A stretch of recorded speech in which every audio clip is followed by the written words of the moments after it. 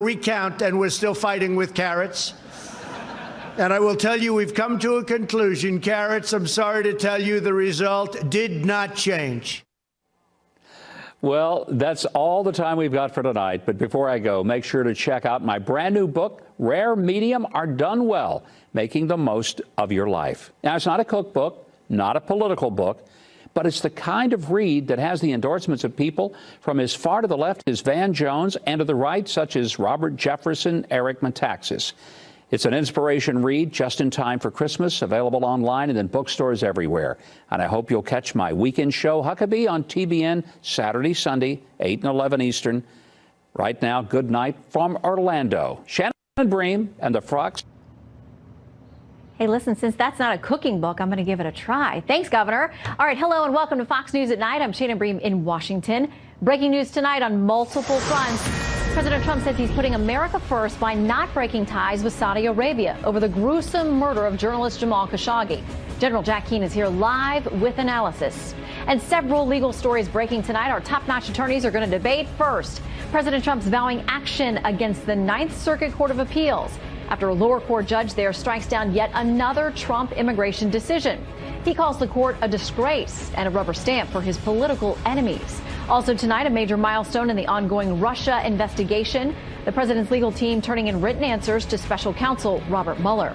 Plus, a New York Times report claims President Trump wanted to order the Justice Department to prosecute Hillary Clinton and former FBI Director James Comey. What former White House counsel Don McGahn is saying tonight about what the president did or did not ask him to do. Team coverage tonight. Kristen Fisher following new developments on the Saudi saga. But let's start with Chief Intelligence Correspondent Catherine Herridge with the Mueller probe. Catherine. Shannon, tonight the president's legal team issued a brief statement confirming the president's written responses are now with special counsel Robert Mueller. Significantly, the questions dealt with Russia-related topics, not the firing of FBI Director James Comey as part of any obstruction investigation. It has been our position from the outset that much of what has been asked raised serious constitutional issues and was beyond the scope of a legitimate inquiry, Rudy Giuliani said. This remains our position today. The president has nonetheless provided unprecedented cooperation. The president's team emphasized they've already provided 30 witnesses, 1.4 million pages of material, and now the president's written responses. Shortly before the confirmation from the legal team, the president fielded reporter questions on the White House lawn. They're all finished. The written answers are finished. I don't know. If the lawyers have them, I don't know. They will. They will. The written answers to the witch hunt that's been going on forever. No collusion, no nothing. They've been finished. Finished them yesterday. The lawyers have them. I assume they'll turn them in today or soon. Earlier today, Democrats launched a third front in their assault on the legitimacy of acting Attorney General Matt Whitaker. Senate Minority Leader Chuck Schumer released a letter calling on the Justice Department's internal watchdog to investigate whether Whitaker gained access to confidential grand jury or special counsel information prior to the appointment. Shannon? All right, Catherine Herridge, thank you very much. Well, Secretary Kirstjen Nielsen tonight at the southern border, and she is echoing the president in vowing to appeal a ruling by an Obama appointee, which now blocks a presidential directive aimed at preventing immigrants from claiming asylum if they cross the border illegally rather than applying at a port of entry. Let me be clear, this court from a chamber in San Francisco has replaced the president's judgment with regard to the fully delegated authority to determine what is a true national security threat to our nation's sovereignty. Well, you go to the Ninth Circuit and it's a disgrace, and I'm going to put in a major complaint. Every case that gets filed in the Ninth Circuit, we get beaten, and then we end up having to go to the Supreme Court, like the travel ban, and we won. This was an Obama judge, and I'll tell you what, it's not going to happen like this anymore. Well, the New York Times tonight also claiming President Trump wanted to order the Justice Department to prosecute Democratic 2016 presidential nominee Hillary Clinton and former FBI Director James Comey. The Times says White House lawyers wrote a memo warning that if he asked the DOJ to investigate political rivals, he could face severe consequences, including possible impeachment and allegations of abuse of power. All right, a lot to talk about tonight with tonight's Legal Eagles, Fox News contributor, former Chief Assistant U.S. Attorney Andrew McCarthy, and former Deputy Assistant Attorney General Tom Dupree. Gentlemen, welcome to you both. Good evening, Shannon. Okay, There's so much to start with, but let me start with that New York Times claim. Don McGahn, who was White House counsel at the time, his attorney speaking out tonight about this conversation that the president was pressuring McGahn to do something. They say Mr. McGahn will not comment on his legal advice to the president. That's from William A. Burke, his attorney. He says Mr. McGahn would point out, though, that the president never, to his knowledge, ordered that anyone prosecute Hillary Clinton or James Comey. But Andy, should we be surprised? This is something he talked about a lot during the campaign, that he at least wanted something to happen. Right. No, he talked about it openly. I think Don McGahn is quite right that he should not get into a public discussion of his deliberations and discussions with the president. I also think, and I'll say what I've said from the beginning, Shannon, I don't think the president does himself good by weighing in on investigative matters, about talking about investigations that are ongoing, investigations he would like to see happen. I can tell you, having been a prosecutor for 20 years, it doesn't make the prosecutor's job any easier, because if you really have good evidence that would support a case, the public nevertheless thinks that the case is being brought because of political pressure rather than evidence. Yeah, and Tom, we're told that essentially there was a memo prepared by White House lawyers for the president saying these are all the problems, the potential minefields if you go down this road. You can't tell the DOJ to prosecute anyone, but even launching the investigation is probably going to cause you more trouble than it's worth.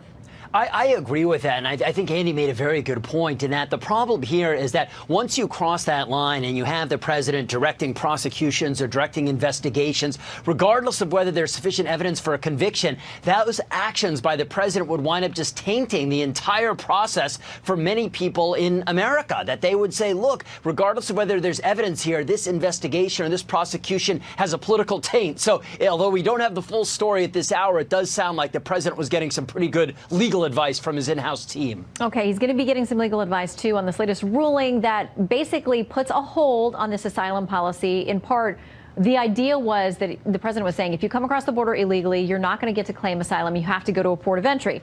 Well, the federal district judge who put a nationwide injunction on that essentially said this. He says the rule barring asylum for immigrants who enter the country outside a port of entry irreconcilably conflicts with the INA and the expressed intent of Congress. Whatever the scope of the president's authority, he may not rewrite the immigration laws to impose a condition that Congress has expressly forbidden. Andy, there's some people who say they feel that way about President Obama and DACA. Yeah, right. Well, you know, look, Shannon, this is the same issue that came up with the so-called travel ban. And it simply is not true that the two provisions are irreconcilable. It's not true that this is a rewrite. The underlying law about the fact that illegal aliens are allowed under our law to apply for asylum wherever they are remains in place. The president, in dealing with an emergency situation under a sweeping statute of Congress's that the Supreme Court affirmed his use of and reliance on just 5 months ago, the president has a 90-day set of restrictions in place. At the end of 90 days, they lapse and we go back to the status quo. The two provisions are easy to reconcile with each other, and it's clearly not a rewrite of the law. Well, the president obviously very frustrated. This is what he had to say about that whole Ninth Circuit out there on the West Coast today. It's not fair. People should not be allowed to immediately run to this very friendly circuit and file their case. In my opinion, it's a disgrace what happens with the Ninth Circuit. We will win that case in the Supreme Court of the United States. And Tom, even if they do, people who are smart and go file these cases in the Ninth Circuit where they know it's not very friendly to the president's policies, it takes time and effort for the administration to have to deal with it in the meantime. It does. And look, I mean, I think the president is right that, look, the fact is that he's going to have a hard road litigating this in the Ninth Circuit. And this may well go up to the Supreme Court. The thing I think to keep in mind, though, is that the Supreme Court doesn't have to take every case. They took the travel ban case. They got in. They stopped the Ninth Circuit there. But I think for the president's legal strategy, ultimately aimed at the Supreme Court, he's got to hope that the justices are going to be willing to step in to this politically fraught area of immigration again. All right, Tom and Andy, thank you both very much. Have a wonderful Thanksgiving if we don't see you again. Thank you, Shannon. You too. All right, two defining features of the evolving Trump doctrine on foreign affairs: maximum pressure on some of America's foes and put America first. But some of this president's staunchest conservative defenders worry too little heed is paid to a third key feature: America's moral voice on the international stage. Correspondent Kristen Fisher has more. Hello, Kristen. Hey, Shannon. Well, for weeks, the world has been wondering, will President Trump punish the Saudi government for murdering journalist Jamal Khashoggi? And now we know there will be no further repercussions coming from the White House because President Trump believes a good U.S.-Saudi relationship is simply more important. It's about America first. We're going to stay with Saudi Arabia. For President Trump, it's about putting U.S. security and economic interests first, especially that $110 billion arms deal with the Saudis. They're buying hundreds of billions of dollars worth of things from this country. If I say we don't want to take your business, if I say we're going to cut it off, they will get the equipment, military equipment and other things from Russia and China. Russia and China would be very, very happy. The decision comes despite a report that the CIA has determined the Saudi Crown Prince, Mohammed bin Salman, ordered the murder. But today, President Trump again refused the assessment of his own intelligence community. The CIA has looked at it. They've studied it a lot. They have nothing definitive. And the fact is, maybe he did, maybe he didn't. The president's decision is being denounced by members of both parties on Capitol Hill, even by some of his closest allies. Republican Senator Lindsey Graham called the Crown Prince beyond toxic and compared President Trump to his predecessor. Quote, "One thing I learned during the Obama years is that when you look the other way regarding problems in the Middle East, it seldom works out." And Senator Rand Paul said, "I'm pretty sure this statement is Saudi Arabia first, not America first." And in that statement, President Trump said that Congress was free to go in a different direction. And indeed, tonight, Senator Lindsey Graham said that he believes there will be strong bipartisan support for serious sanctions against Saudi Arabia. But Shannon, the message from the White House tonight is clear. It's putting business opportunities and security alliances over this egregious human rights abuse. Shannon. All right, Kristen Fisher, thank you very much. With so much outcry from the left and the right to the president's remarks on Saudi Arabia today, will the administration be forced to take a tougher stance? Retired four-star general and Fox News senior strategic analyst General Jack Keane joins us now. Great to see you as always tonight, General. Good to be here, Shannon. So what about trying to thread this needle? Because there are some who will say, his critics, the president is overhyping the business relationships, the dollars at stake. He talked today, though, about the joint goal of fighting terrorism and how Saudi Arabia is a partner there. But many people just left and right outraged by this murder and the fact that they think the president needs to have a stronger moral position for our country. Yeah, I think there really is a strategy forward where it's not exclusive of one another. In other words, this outrageous crime has always been at the intersection of America's national interest with a key ally and America's values. So can we develop a path forward where we deal with both of them? I think we can. First of all, we should see it as an opportunity to better the relationship between the United States and Saudi Arabia because of the severe international embarrassment that they're suffering as a result of this crime. And therefore, we can emphasize America's values. I think part of the strategy should be to say to the Saudis, the relationship is damaged, but it is repairable if you're willing to accept some conditions that will govern your behavior in the future. And we'd have to be specific about them: accountability, full disclosure, reestablishing trust, a toleration policy for critics and descendants. That would enable us, I believe, to push forward the moral clarity that this country has always had, and at the same time maintain the relationship. However, we would have to condemn the Saudi regime publicly. We're condemning a crime, but we haven't condemned the regime because it's difficult to accept the implausible theory that MBS was not involved or the Crown Prince. But let's just accept that for a minute, that he's not.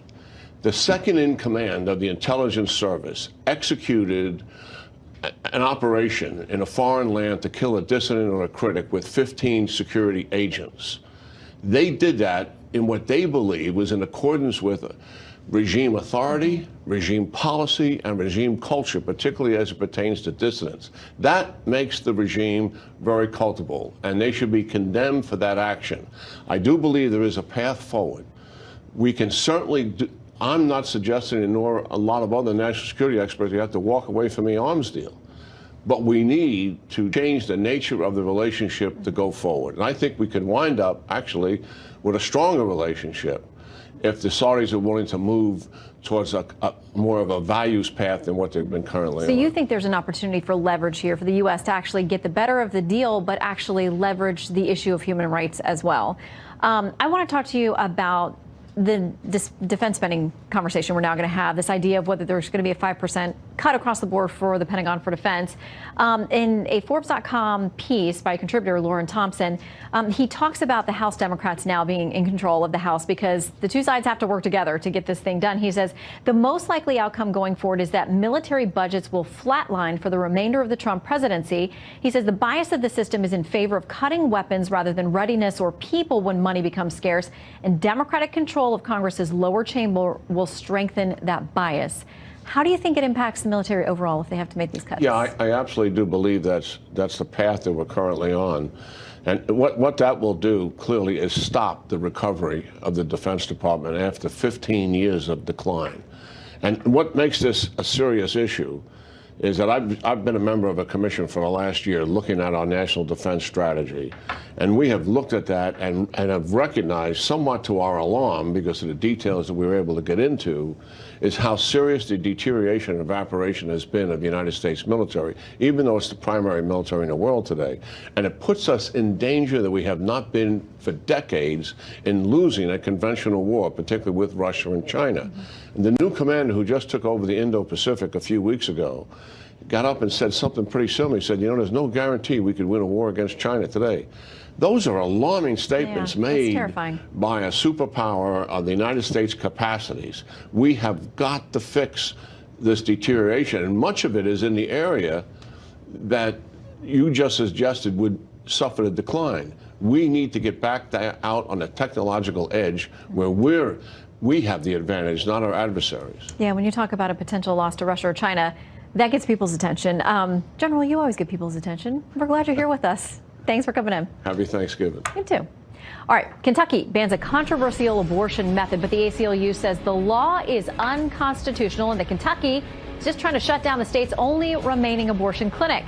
All right, you're going to hear from Kentucky's Governor Matt Bevin. The case now pending. He's live after the break. And will the Democrats turn deep red Mississippi blue? The last debate of the 2018 midterm elections is tonight. The runoff for Mississippi's U.S. Senate seat is next Tuesday, and the polls are tightening, thanks in part to this controversial comment.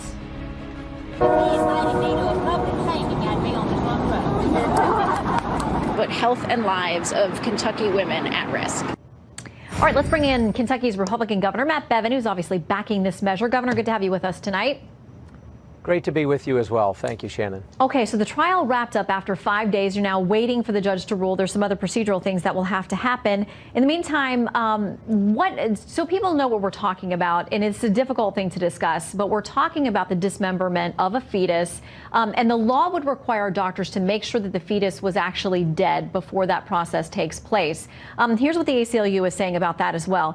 They said this method is unfeasible and unreliable. It requires advanced training that physicians simply do not have, and in some instances will require and force physicians to experiment on their patients, and that is truly the burden that this law would place on women. Your response?